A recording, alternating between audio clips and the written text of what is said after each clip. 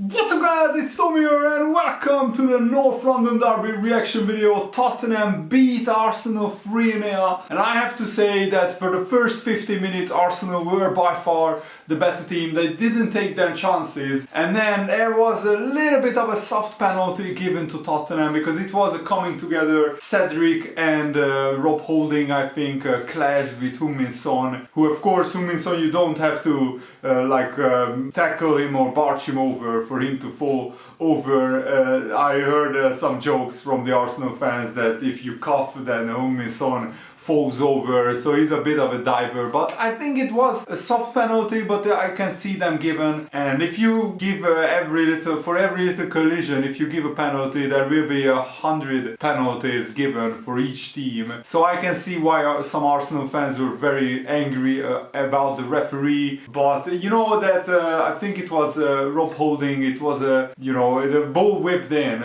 from a cross, and Rob Holding tries to get to the ball. He misses the ball and then he collides with Heung-min Son. So you could say it was a penalty fairly given, and Harry Kane of course scores the penalty. There was a graphic shown before the penalty was taken that most of Heung-min Son's penalty goes to the left. This time it goes to the right. The goalkeeper probably did his research and went to the left as well. So if Harry Kane meant that and deliberately scored to the opposite corner of where he usually takes the penalty, then kudos to Harry Kane. That was very smart. By the way, let me know who will make the top four. My prediction is Arsenal. I think we'll miss out on the top four, not just because of their fixtures are harder than Tottenham's fixtures, but because they have so many injuries. Rob Holding will be suspended, Gabriel went off injured. We will talk more on that later. And the fixtures, I want to first analyze this game. And Arsenal absolutely collapsed after Tottenham took the league. It looks like they don't have the mental strength to keep it together, because I heard a statistic that every time Arsenal goes behind, they almost always lose the game. It was one win and now I think it's 8 losses after Arsenal go behind. So it looks like under pressure when they are behind, they don't have the mentality, they don't have the mental toughness to fight for a comeback. And that's a big predicament that Arsenal find themselves in. I know that this Arsenal team is in transition. They have a lot of young players, so maybe those young players don't have the experience and don't have the mental capacity to come back. But still, if you want to finish in the top 4, you will have to fight against some adversity. You have to you find yourself in positions where you are losing a game. And if you have just one win from like 8 or 9 games where you go behind, that's not a good look, and that's a very, very bad statistic. I heard that Liverpool, I think, gathered like 14 or 15 points from going behind after going behind. On Arsenal, just 3 points from going behind. That's a big difference. Of course, I'm not complaining. I'm not comparing Arsenal to the current amazing Liverpool team. But still, you have to gather more points after going behind. And what I'm talking about is the mentality that this Arsenal team have. Something is not right. Because Rob Holding, one of your most experienced defenders, he gets 2 yellow cards in the space of 7 minutes and gets himself sent off. And I think Arsenal fans can't have any complaints about the second yellow card. At first glance it looked like Heung-min Son made the most of a really soft challenge, but on closer replays it shows that Rob Holding deliberately elbows Heung-min Son in the jaw, almost in the face, and it was a very hard challenge. And when you are on a yellow card, you can't block people like that. He was not watching the ball, Rob Holding. It was an over-the-top through ball. Heung-min Son would run clear through on goal. So you could argue it could have been a straight red card as well. And Rob Holding just watches Heung-min Son and then he just does this, elbowing him in the jaw. And it was a very, very tough coming together because Heung-min Son is running in behind and Rob Holding coming the other way, and it was a big chance. Heung-min Son was down, of course, for 2 minutes, and the referee straight away gives the second yellow and a red card. And after that, there was only one winner because Tottenham absolutely dominated the game.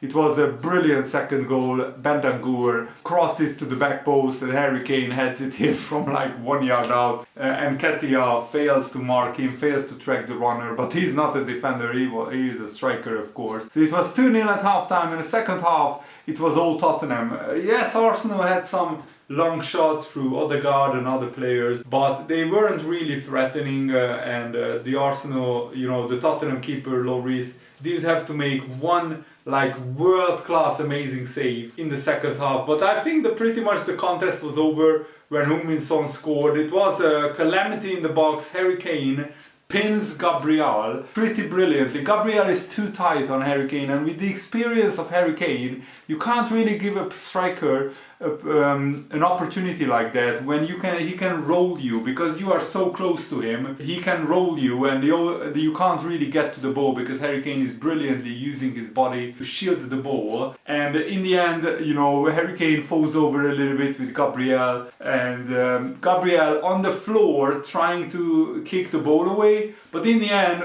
he only manages to toe poke it perfectly into Son's path, who curls in a beautiful effort into the far corner. And Heung-min Son even missed a sitter to make it 4-0 in the second half. And Arsenal had some chances and half chances. If Arsenal take those chances, the game could have been closer. I don't think Arsenal deserved to lose this game by 3 goals. A more fair scoreline would have been 4-2 or maybe 3-2 or 3-1 to Tottenham, but Tottenham deservedly wins this game, and Arsenal fans can be absolutely furious, and rightfully so, because all they needed was a draw to have a really big chance to make the top 4. And before the season, Arsenal weren't favourites for the top 4. In fact, it was Man United and then probably Tottenham, and after that Arsenal. But Man United had a dreadful season, and Arsenal and Tottenham with Conte are improving, but they are still not there yet. Arsenal at the moment are in pole position. I can't stress that enough. If Arsenal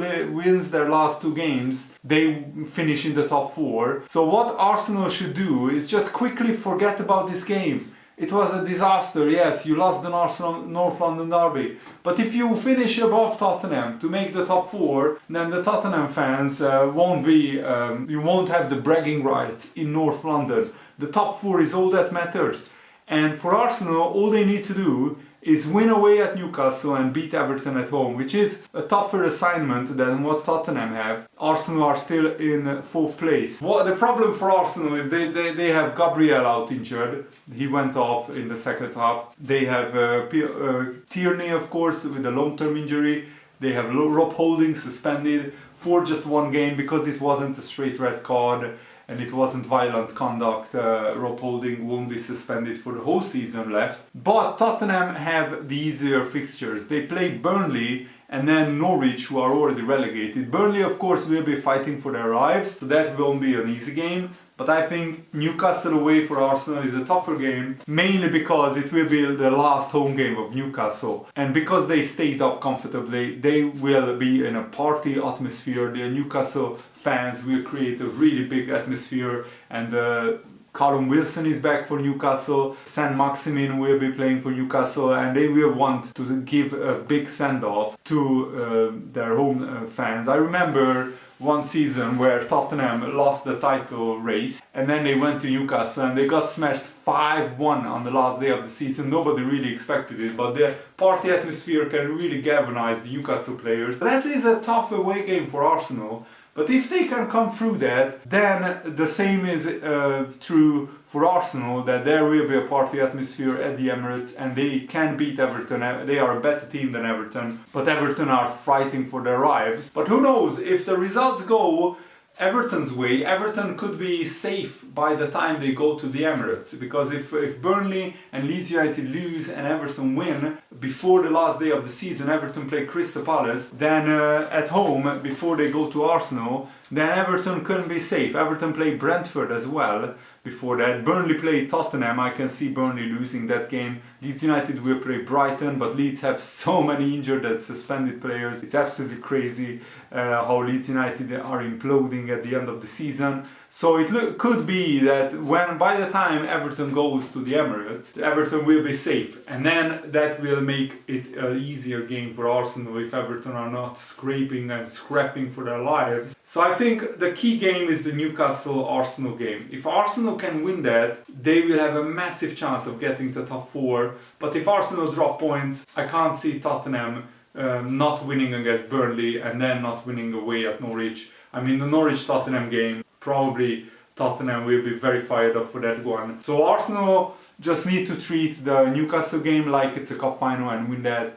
And I don't really have a preference in this race. Arsenal have the history, but Tottenham have a world-class manager like Conte, and they have really big attacking players like Kulusevski, Heung-min Son, Harry Kane, who are all having good. So whoever in the end finishes in the top 4 deserves it, because they just collected the most points. Let me know what you think in the comments below, and thanks for watching, guys. Hope you enjoyed this. Have a nice day. See you later. Goodbye.